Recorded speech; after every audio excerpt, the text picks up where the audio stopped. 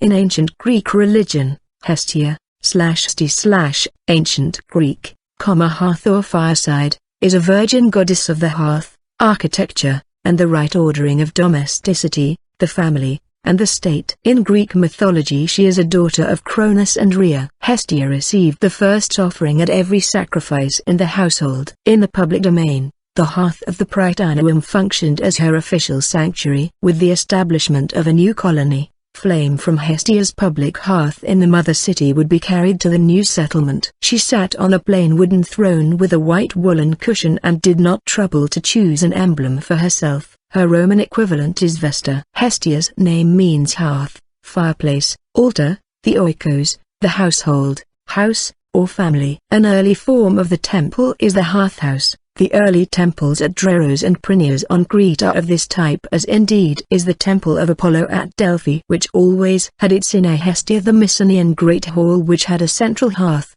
such as the hall of Odysseus at Ithaca, a megaron. Likewise, the hearth of the later Greek prytaneum was the community and government's ritual and secular focus. Hestia's name and functions show the hearth's importance in the social, religious, and political life of ancient Greece. It was essential for warmth, food preparation, and the completion of sacrificial offerings to deities. In the latter, Hestia was the customary recipient of a preliminary, usually cheap, sacrifice. She was also offered the first and last libations of wine at feasts. Her own sacrificial animal was a domestic pig.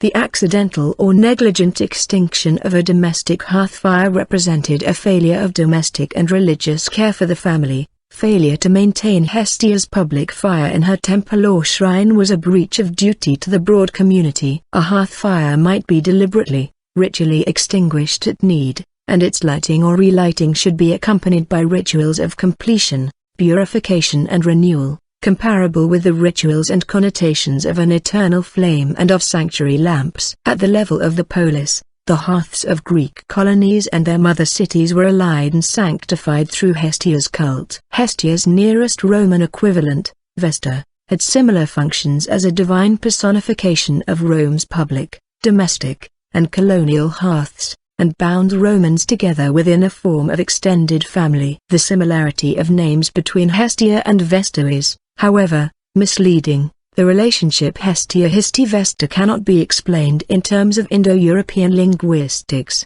Borrowings from a third language must also be involved, according to Walter Burkert. Responsibility for Hestia's domestic cult usually fell to the leading woman of the household, sometimes to a man.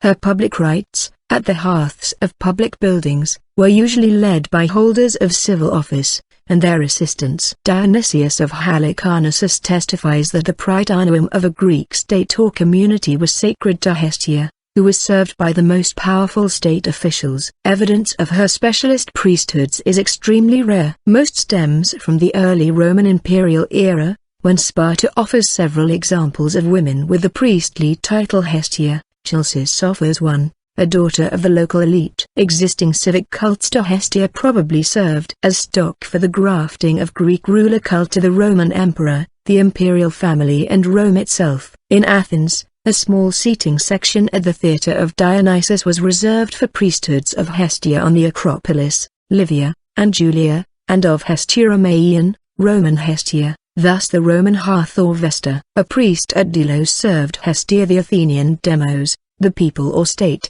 and Roma. An eminent citizen of Carian Stratonice described himself as a priest of Hestia and several other deities, as well as holding several civic offices. Hestia's political and civic functions are further evidenced by her very numerous privately funded dedications at civic sites, and the administrative rather than religious titles used by the lay officials involved in her civic cults. Myths and attributes. Hestia is a goddess of the first Olympian generation, along with Demeter and Hera. She was a daughter of the Titans Rhea and Cronus, and sister to Zeus, Poseidon, Demeter, Hera, and Hades. Immediately after their birth, Cronus swallowed all but the last and youngest, Zeus, who forced Cronus to disgorge his siblings and led them in a war against their father and the other Titans, as first to be devoured, and the last to be yielded up again. Hestia was thus both the eldest and youngest daughter. This mythic inversion is found in the Homeric hymn to Aphrodite, 700 BC. Hestia rejects the marriage suits of Poseidon and Apollo, and swears herself to perpetual virginity. She thus rejects Aphrodite's values and becomes, to some extent, her chaste, domestic complementary, or antithesis. Zeus assigns Hestia a duty to feed and maintain the fires of the Olympian hearth with the fatty, combustible portions of animal sacrifices to the gods. Hestia full of blessings, Egypt, 6th century tapestry, Downburton Oaks collection. Hestia's Olympian status is equivocal. At Athens in Plato's time, notes Kenneth Daughter, there was a discrepancy in the list of the 12 chief gods, as to whether Hestia or Dionysus was included with the other 11. The altar to the mighty Agora, for example, included Hestia, but the east frieze of the Parthenon had Dionysus instead. Hestia's omission from some lists of the 12 Olympians is sometimes taken as illustration of her passive, non-confrontational nature. By allegedly giving her Olympian seat to Dionysus, she prevents heavenly conflict. Hestia was known for her kindness, but no ancient source or myth describes such a surrender or removal. Since the hearth is immovable,